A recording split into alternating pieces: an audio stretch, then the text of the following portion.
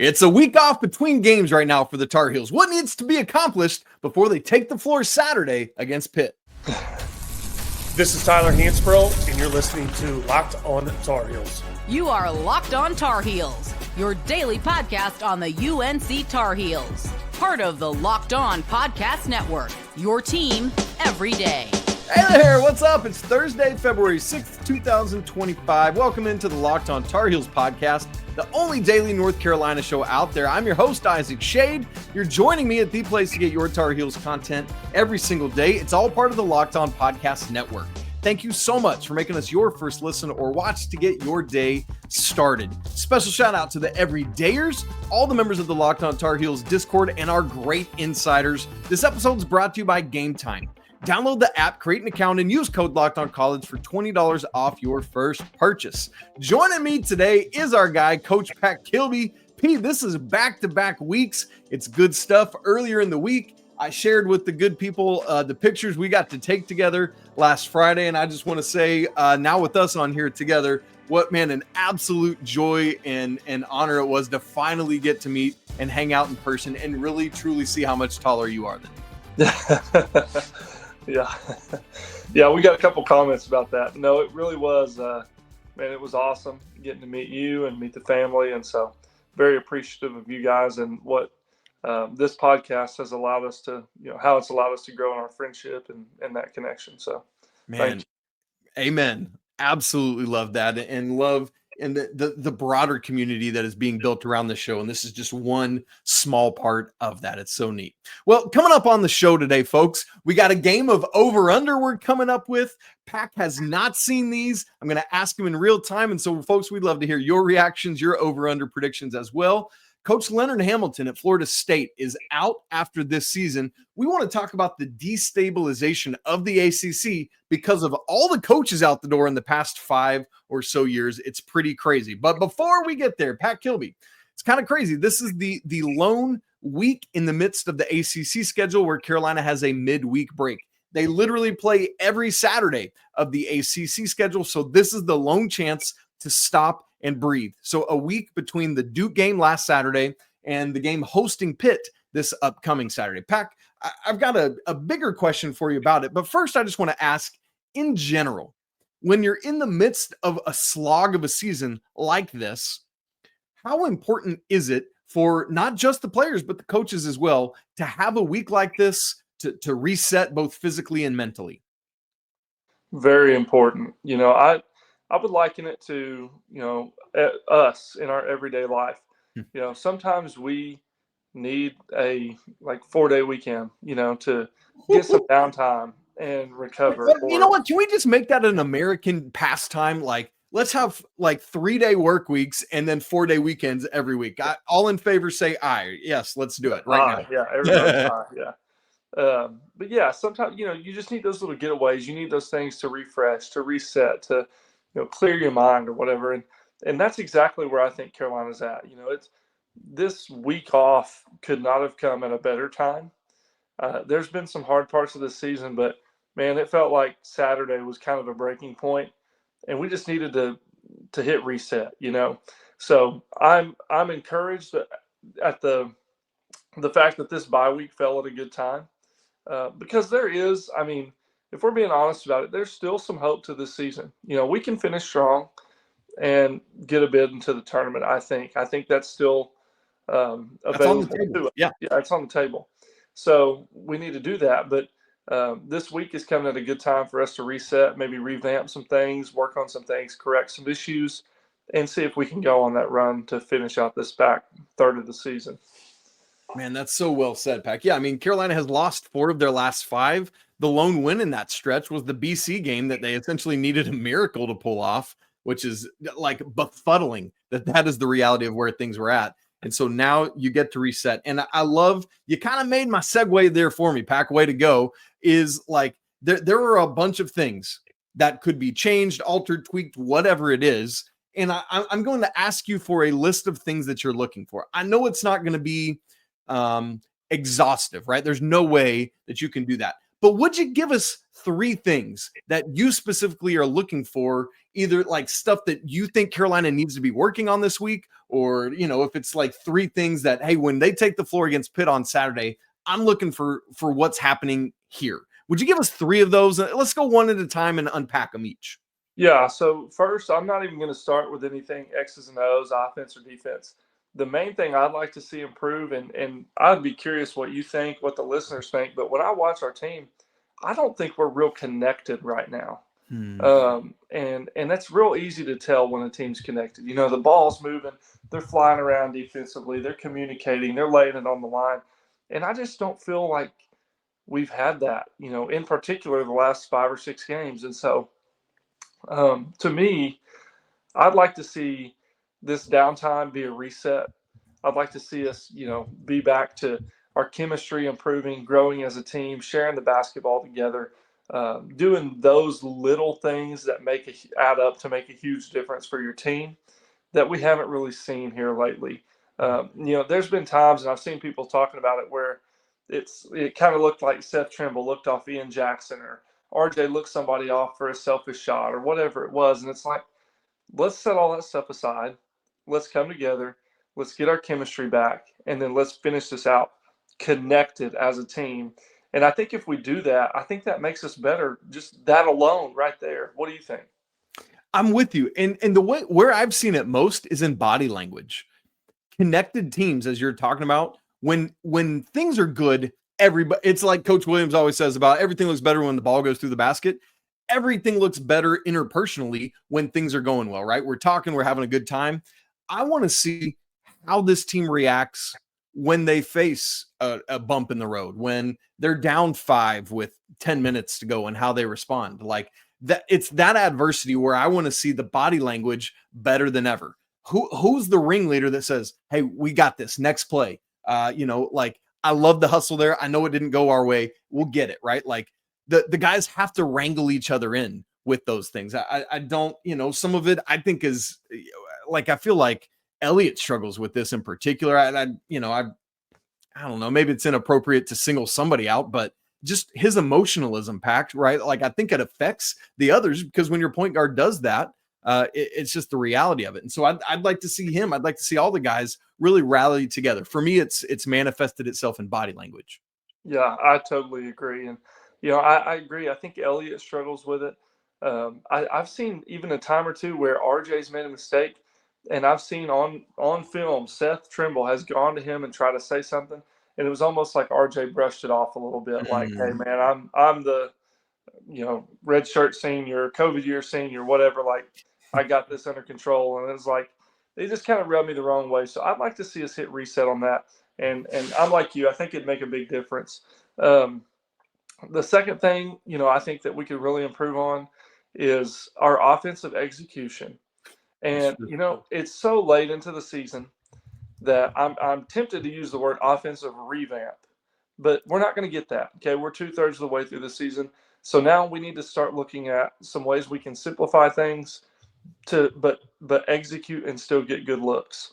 RJ, I feel like he's been forcing it sometimes. Ian forces it sometimes, but I know they're trying to do good for the team. They're trying to make a play, but we have got to do things, in a manner that makes us a lot more efficient.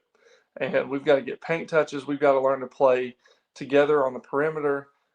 We've got to find a way to make Jalen Washington and Vin Allen-Lubin be somewhat efficient for us offensively. And if that means, bringing Jay Wash out and letting him play on the perimeter a little bit more, and, enabling him, green lighting him to shoot from the perimeter more than he does, to try and stretch that defense and create more space. I don't know exactly what the answer is, but I know we've got to do something, and our execution has to be better. We've got to be able to get better looks in the half court. And so that's the second thing for me that I'd like to see improve.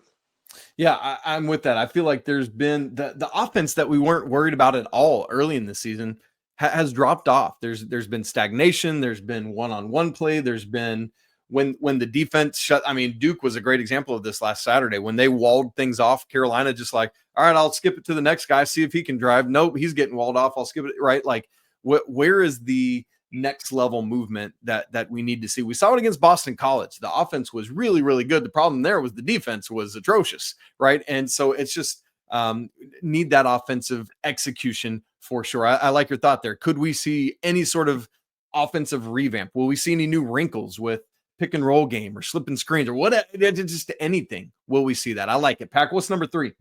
Number 3 is defensive execution, and I know that sounds basic, but I do want to talk about. Let me deep dive into it for a minute, Please, because it goes back to what you just talked about with Boston College.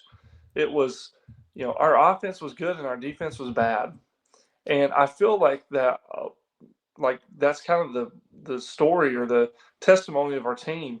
There will be days where our defense is good and our offense is bad, or our offense is good and our defense is bad, and it's like we have to have some consistency. And going back to the quote, Roy Williams talked about everything looks better when the ball goes in the basket. Well, the ball doesn't always go in the basket, and we have to have something to hang our hat on, aside from just trying to outscore people, because it's not possible all the time in Power 5 basketball. We have to be able to get stops, and Boston College is the perfect example of that. Like, we let a team that we're way better than hang around because we weren't committed to getting stops. And that just shouldn't be the case. This team, for all the issues that it has, it's talented enough to get stops. And for whatever reason, I don't know if it's a coaching issue, a practice issue, team buy-in issue, I don't know what it is, but we're not getting stops at the caliber that we need to be, or the rate that we need to be. So to me, I think we need to make those adjustments, whatever it is. Maybe it's mixing defenses. Maybe it's spending more time focusing on it, getting team buy-in on it. But we've got to do something to create more stops. Well, within the last hour of my life, 2 of my favorite coaches in the world have both used the phrase mixed defenses. Here's what I mean. We saw Carolina utilize that 2-3 zone for the first time all season against Duke on Saturday. Of course, it started when they were already down 15, but whatever. We had talked about all season long, Pac. Carolina's just base man-to-man defense is not going to be strong enough game in and game out. There's not like the next level interior defender like they had last year with Armando, who just did things that most people didn't even know or see or recognize. Carolina has to find other ways to have defensive execution at a high level, like you're talking about with this third point. So it's funny, just about an hour, just as you and I were starting to record on Wednesday night, Pac, I had texted Coach Rob because Milligan, his team, had won on Wednesday night. They won 8 out of 9 games. And I said, way to go. He said, we were down 8 at half. We played a great second half. I said, good grief. I love it. It just keeps on trucking. And here was his response. We mixed defenses the whole second half. Literally almost every possession, it worked great. Variations of 3 different alignments and movements. One of my coaches tracks every possession. He can tell me what's working and what's not. And I almost like, not in like a junk offense or junk defense sort of way, but in a way like we've talked about, where if you can keep the offense, the opposition guessing, or 5 seconds of having to diagnose what you're doing, that's 5 less seconds they have to operate, and that gives you the upper hand. So you then saying mixed defenses as well right after that, dude, I'm right with it. You and Coach Rob are on the same page, and I'm here for it. Yeah, I think mixing defenses for us is going to be just really key. And the thing is what it does. I mean, what you were talking about, that 5, 6, 7 extra seconds that you buy by slowing them down and making them think. You turn them into, they go from being basketball players to being thinkers, and they're trying to figure out what's going on. It disrupts your comfort zone and your flow just enough to be a problem. And if we're not going to guard people in man half court really well, then we're going to have to try to do something just like that. So I think that might be the answer we're looking for. But I don't recommend the first time us running zone being against arguably the best team in the country. That's a good word, man. They were clearly desperate at that point and needed to do something. Yeah. So I'm curious though, like you did that, you've had a week. Did they work more on it? And will we see it sprinkled in? Again, you don't want to do it successively for, 4 or 5 minutes straight, but sprinkled in, mixing back and forth could be the recipe. All right, Pac Kilby, it's time for a game of over under. I got 5 different over unders we're going to tackle, where I give us some sort of stat or some kind of number, an over under, And then I want us to answer which one it's going to be. We'll get to that in just a second. Right after I tell you about Game Time, are you looking for tickets for your next big event? Maybe it's a concert, maybe it's a comedy show, maybe it's a sporting event. Finding the right ticket at the right price, man, it can be an absolute headache. But with Game Time Picks, it's never been easier. Let me tell you how it works. With Game Time Picks, the app, it does all the hard work for you, curates the best deals so you don't have to waste time searching through endless ticket listings. I've been using Game Time Picks for a while now, and here's an example, man. You can get on there and look for tickets for this coming Saturday's game against Pitt. You can get them as low as $31. You can even get into the lower level for $83. That's the get-in price for the lower level. Great stuff. Carolina needs a big crowd on hand. You go be part of it. Best part, with Game Time's lowest price guarantee, you're covered. And if you find a better deal, they'll refund you 110% of the difference. So you ready to make your next event even better? Man, yes, download the Game Time app, create an account, and use code LOCKEDONCollege for $20 off your first purchase. Again, that's code LOCKEDONCollege for $20 off. Terms apply. Download the Game Time app today. Last-minute tickets, lowest prices, guaranteed. All right, it's time for a Thursday game of over-under. I love it when we get to a game pack. And here we go. Folks, as a reminder, Pac has not seen or heard. I've given him no idea of what these over-unders are going to be, other than that they're Carolina basketball related. So, Pac, if you're ready, let's dive right into it. Here we go. Carolina has 9 regular season games remaining. Hosting Pitt, at Clemson, at Syracuse, versus State, versus Virginia, at FSU, hosting Miami, at Virginia Tech, and then hosting Duke. That's the final 9 games. The first over-under 6.5 wins the rest of the way of the regular season. Golly, you're going to make me be the bad guy right off the bat. I am. I'm taking the under there. I just think, Pitt is going to be tough. Clemson going to be really tough. And that's a quick turnaround. That's Saturday to Monday. Yeah, that's quick. And that's at Clemson, right? Correct. Yeah. Although they just lost at Clemson to Georgia Tech on Tuesday night. Well, see, that's what scares me. Exactly. And they host Duke on Saturday, which, by the way, usually when you have these Saturday, Monday turnarounds, one's at home, one's on the road, Clemson gets them both at home. I don't recall seeing that before. Yeah, I know. Yeah, that's interesting. So there's just yet another thing against Carolina in that game. But those 2 games and then, Duke, that's going to be tough. So that's 3 losses I project right there, which already puts us at the under. So I'm going to take the under. Ooh, you could, yeah. Yeah, because if you go 6-3, it would be under. Oh, man. I am very tempted to take the over, hoping that Carolina has found some stuff and that they go 7-2, which would hit the over here. But I've not seen enough consistency to suggest that even if they split Pitt and Clemson, it feels like they're going to drop a game in between that and the Duke game. And so I think I got to take the under 2 pack. I don't like it, and I hope to goodness to be proven wrong. Number 2, over under. We keep on cooking. Free throw line. Pac Kilby, first 16 games of the season, the Tar Heels averaged 24.25 free throw attempts a game. That's a great number. Living at the free throw line, doing it. But guess what? Last 7 games, that number has dropped to 15.9 free throw attempts per game. That's about 8 fewer. So my over-under, I'm kind of splitting the difference. Over-under 20.5 free throw attempts per game over the final 9 regular season games. I'll take the over there. I think we'll get back to doing more of that. And it kind of goes back to, what I just got through talking about with the 3 things that I wish that we could do better.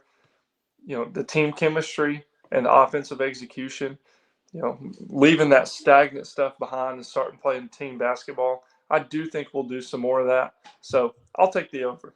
I'm going to as well. And I think it's because if I'm Hubert Davis this week, it's a massive point of emphasis. Thank you. It's a massive point of emphasis for me. Thank you for getting in my head there, Pac, and knowing exactly what word I was looking for. And let's be true and honest, that he's talked about it all season long, how that's a place Carolina has to make money. And you've got the best free throw shooter by percentage in Carolina history. Seth Trimble is shooting 84% at the line this year, right? So these guys getting to the rim is a win for them and a place where they can be successful. So I think almost out of necessity, it's got to be over 20.5. Number 3, Ian Jackson. He had a 7-game streak where he scored 18 or more points all 7 of those games, 20 or more points in 6 of those 7. But Pac, in the 5 games since, Ian has been in single digits 4 times. So the over-under here in the final 9 regular season games, over-under 4.5 20-point games for Ian Jackson. I'm going to take the under there. I think a lot of that early success was the fact that he was kind of arriving on the scene, right? Last week we talked about RJ and how he played so good, and then Duke guarded him last year, and they gave him some fits, and then it kind of set the tone for how everybody else was going to guard him. And the same thing can probably be said about Ian, right? Like those 7 games that he was really cooking, he was playing some good basketball. Then teams, kind of figured him out a little bit, and now I think we've arrived at that point. Now I still think he'll have some good games, but 4.5 20-point games, that's quite a few. So I'll take the under there, but I still think he's going to play well. Yeah, I'd agree. I'm going to take the under, but I think he will have a couple more 20-point games in the regular season. I'll call it 3, but that obviously hits the under there. All right. Interestingly enough, that segues us, I did this on purpose, into our next one, and it deals with RJ Davis. Perhaps not so coincidentally, in these past 5 games where Ian Jackson has not been as offensively efficient, guess who has been? RJ Davis. So you got to think some of this is teams are picking their poison. They're saying, you know what? Let's see what RJ Davis is going to do. We're going to shut off Ian Jackson's water a little bit. Consequently, RJ Davis, guess what, Pac? His 3-point percentage is up over 30% for the season now. Great news.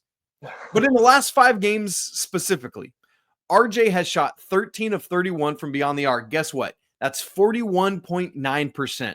That's what this dude is capable of, and he's done it in the last 5 games. So, Pac, in the final 9 games of the regular season, just those 9 games, not like season-long average, just how he shoots in the final 9 games, over under 38% from 3. As a reminder, 41.9% in the last 5. Well, I'm going to go glass half full here. If Carolina is going to make the NCAA tournament, RJ is going to have to hit the over here. And I do think we're going to squeak in narrowly. So I'm going to go RJ to hit the over there. Yeah, and it's interesting, Pac. I was thinking about this. Just, I just sit and think about stuff sometime. I'm a dork like that. But of Carolina's 10 wins, if RJ Davis was hitting at even like last year, he was hovering right at 40% basically all year long. Let's say he was splitting the difference and shooting just 35% on the season. That erases at least 3-4 of Carolina's 10 losses this year. Right? Like, I feel like that has to be a thing where if RJ was even remotely doing what he did last year, we would see that in real time. Pac's internet went out for a second. Oh, he's back. Pac, I was saying if RJ last year, he was hovering around 40% season long from 3. This year, he's hovering around 30%. Let's split the difference. If he was even hitting 35% from 3, that probably erases 3 or 4 of Carolina's 10 losses. Agree? Oh, yeah. Yeah, absolutely it does. So I don't even think we need analysis on that. Like it's real life. So, all right, one more over under, and then we'll keep trucking. This one is North Carolina, but it's going to zoom out to the ACC as a whole. How many ACC teams will make the 2025 NCAA tournament? I'm going to set the over under. This might be high, but I'm going to go at 5.5. Oh, man. So we can walk through it if we need to. Yeah, I'm kind of going through it in my brain right now. Talk to me about it. Let's see what you got. All right. Would you have Duke in the tournament? You think they'll make it? They might. Yeah. No. Louisville. Yeah, I think so. I think they're going to be in. Clemson. Yeah. Those are the 3 I feel most confident in right now. There's a group of bubble teams that Carolina is part of, along with like Wake, along with Pitt, which is interesting given this game. SMU is right there. probably those 4 teams I would put on the bubble right now. So we're talking about 3 that we feel good about. And to hit the over, you would need 3 other teams. So maybe 4.5 is a better over-under number, but I'm going to stick with my original 5.5. I'm going to take the under. I think Duke, Clemson, Louisville, North Carolina, and Pitt. I think that's your 5. Okay. Yeah, and that would leave like SMU and Wake in the cold looking in. Yep. I think it will be exactly 5 teams, and so I would have the under as well. So maybe I should have set it at 4.5 to make it a little more interesting. But I just don't think the relative strength of the conference is enough to get 3 of those 4 bubble teams in to join Louisville, Clemson, and Duke, unfortunately. So there's our over-under, man. I love playing a good game of over-under, folks. We'd love to hear where you were at on those over-unders with us. Next, as I mentioned earlier, we want to have a conversation about Leonard Hamilton, his retirement at the end of the year, and just kind of the upsetting nature of the ACC and the coaches that have been all out the door, what it means and what the ACC can do going forward. All that coming up in just a second. Right after I tell you about Prize Picks, the big game is almost here. What is it? Friday, Saturday, 3 days away from now. There's no better way to make it even more exciting than with Prize Picks, the best place for daily fantasy sports. With over 10 million members and billions in winnings awarded, Prize Picks makes it fun and simple to get in on the action. Here's how it works. You just pick more or less on at least 2 players' projections, and if you're right, you could win up to 1,000 times your cash. How about this? Prize Picks has a free pick for the big game where Patrick Mahomes only needs to throw 1 yard to win. Pair that with 1 more correct pick and you're cashing out. How about pairing it with like Saquon Barkley? His rush plus receiving touchdowns is set at 0.5. So if he gets 1 touchdown, boom. Same thing with Travis Kelce. 0.5 touchdowns rushing or receiving. That's it. Like Mahomes to Kelce, come on, give me that. What I love most, fast, safe, and easy withdrawals. When you win, your cash is in your account in as little as 15 minutes. So download the app today. Use code LOCKEDONCollege to get $50 instantly after you play your first $5 lineup. Again, that's code LOCKEDONCollege for $50 instantly after you play your first $5 lineup. Prize Picks, run your game. Pac Kilby, earlier this week, Leonard Hamilton announced that at the end of this season, he was going to step down from Florida State after being there since 2002-2003 season. Great longevity, great tenure. So grateful for that and how it's been part of this really, really stable ACC. The problem is that same ACC has now been very destabilized. First, I want to say kudos to him for doing this the right way. And yes, I am throwing shade at both Tony Bennett and Jim Larrañaga for stepping away in Tony Bennett's case at the very beginning of the season, like after ACC Media Days. And Jim Larrañaga's stepping away was like a dirty Christmas present to the Miami Hurricanes. So thank you to Coach Hamilton for how he's doing it. But Pac, the bigger point for me is that since Roy Williams retired at the end of the 2020-21 season, this is now 7 like renowned big-time coaches that have stepped away. In addition to Coach Williams, obviously Coach K, Mike Bray, Jim Boeheim, and now these 3 guys this year, Tony Bennett, Jim Larrañaga, and now Leonard Hamilton. Pac, it feels like it leaves our conference pretty destabilized with no like elder statesman to really lead and guide the way. In your opinion, is this part of why the ACC is down in recent years? Yeah, I think it's definitely a factor. You know, it's when you lose Hall of Fame coaches, you know, to that caliber and that many of them, it's gonna play a major factor in how relevant your conference is. You know, if you just look at just Boeheim, Krzyzewski, and Roy Williams. Oh my gosh, yeah. 3 guys that are just at the top of the sport, right? I mean, all 3 are just legendary. And so then you add in the continuity of Jim Larrañaga, the continuity of Leonard Hamilton, guys like Tony Bennett that had just become a staple at Virginia and what he had done for that program. It makes a huge difference. And there's so much that's like in limbo now too, right? Like, especially when I look at Larrañaga and Tony Bennett, I see what they did for those programs. I didn't think Miami was great before Larrañaga. Larrañaga made them consistently competitive. Yeah. You know, Virginia had gone through a series of nothing, and Tony Bennett made it where it was something every year. Won a national title there. Who would have thought he would have done that there, right? Like, he made a huge difference. And so now it's like there's a lot of question marks. Is Virginia going to remain relevant? Is Miami going to remain relevant? And I guess you could throw the same question out there for Florida State. Yeah. What are they going to get? Are they going to stay in the hunt? And, I mean, Carolina's having a down year right now, which obviously really negatively impacts the ACC because typically it's like, you know, you're going to get Carolina and Duke out of the ACC at least, and you're not getting that this year. So there's a lot of question marks, a lot of instability, and that, you know, losing those coaches is absolutely a factor into why the ACC is not what it once was. Yeah, and I compare that with what is the best conference in basketball this year, the SEC, and I mean, they've got, you know what, good grief, Rick Barnes, Bruce Pearl.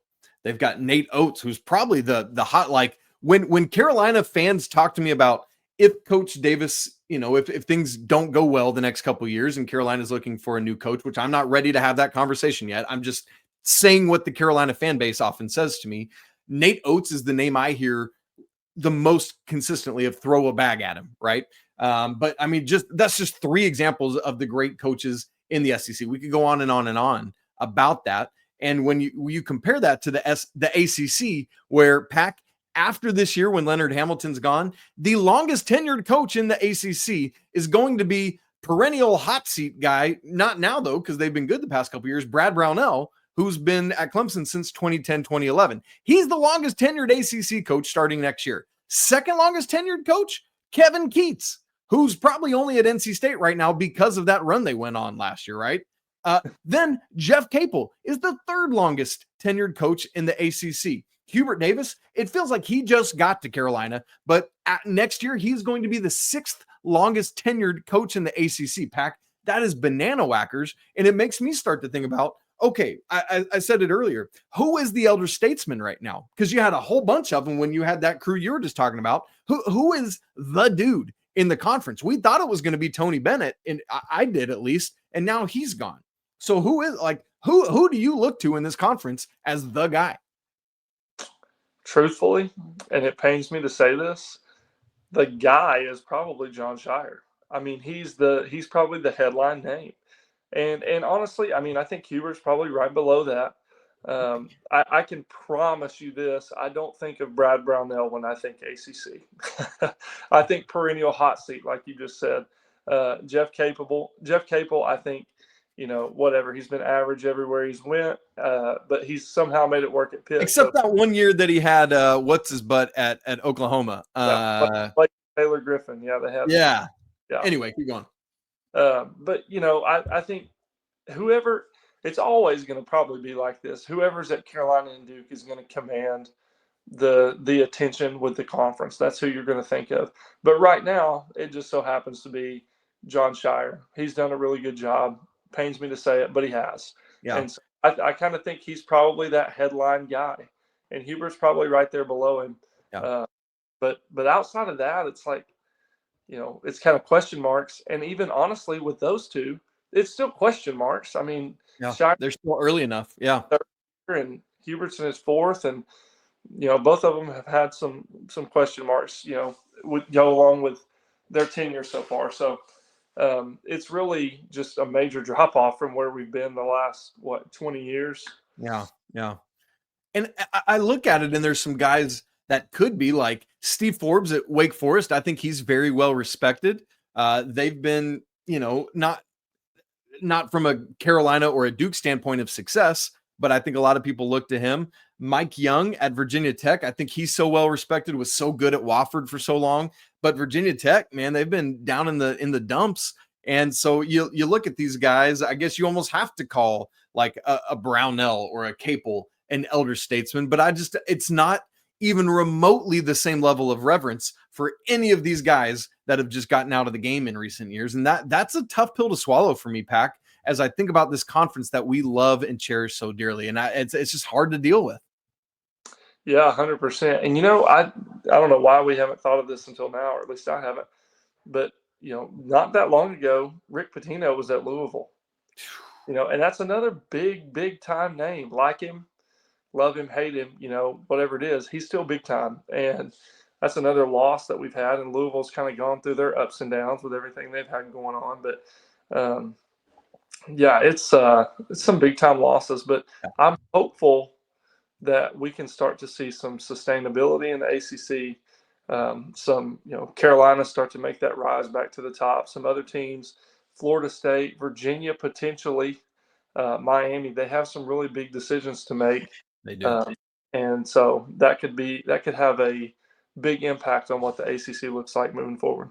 Yeah, I mean, and to your point about Louisville, Pac Kilby looks like he could very well be the real deal. I loved him at Charleston, and is having great first-year success in Louisville, and he's young enough that he could stick around for a while and get the Cards back to where they're supposed to be in the national basketball landscape as well. I was talking to my guy, Andy Patton, who's my co-host on Locked On College Basketball. And he was saying, remember USF's head coach, Amir Abdur-Rahim, passed away earlier right before the season. I think he would be an obvious candidate for both FSU and Miami ahead of next year. And so that's just another sad reminder of us losing him way too early. And that's a disappointment as well.